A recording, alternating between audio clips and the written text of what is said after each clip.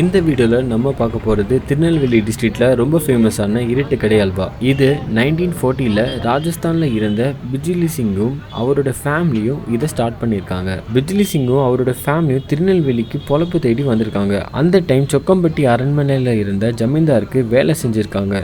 ஜமீன்தார் முறை அழிஞ்ச அப்புறம் பிஜ்லி சிங்கோட ஃபேமிலி திருநெல்வேலியில் அல்வா கடையை ஆரம்பிச்சிருக்காங்க. ஆரம்ப காலத்தில் விளக்கு மட்டும் வச்சு கடை நடத்திட்டு இருந்திருக்காங்க. கடை இருட்டாக இருந்தனால காலப்போக்கில் இது இருட்டு கடை அல்வான்னு நேம் வந்துச்சு. இந்த கடைக்குன்னு எந்த மார்க்கெட்டிங்கோ இல்லை சைனேஜ் போர்டோ கிடையாது. ஆனால் இந்த இருட்டு கடை அல்வா ரொம்பவே ஃபேமஸான ஒரு கடை. இங்கே அல்வா 1 kgக்கு 220 rupees சார்ஜ் பண்ணுறாங்க. உங்களுக்கு டேஸ்ட் மட்டும் பார்க்குறது மாதிரி உங்களுக்கு வேணும் அப்படின்னா 20 rupeesக்கு நீங்கள் வாங்கிக்கலாம். பஸ் ஸ்டாண்ட்ஸில், ரயில்வே ஸ்டேஷன்ஸில் இருட்டு கடை அல்வான்னு சொல்லிட்டு விற்றுட்ருப்பாங்க. அது மக்கள்கிட்ட விற்கிறதுக்காக பொய்யா அந்த மாதிரி நேம் வச்சுருக்காங்க. உங்களுக்கு உண்மையாகவே இருட்டு கடை அல்வா வேணும்னா திருநெல்வேலி நெய்யப்பர் கோயிலுக்கு முன்னாடி இந்த கடை இருக்குது. நீங்கள் இங்கே வந்து வாங்கிக்கலாம். கூகுள் லொகேஷன் டிஸ்கிரிப்ஷனில் கொடுக்குறேன், யூஸ் பண்ணிக்கோங்க.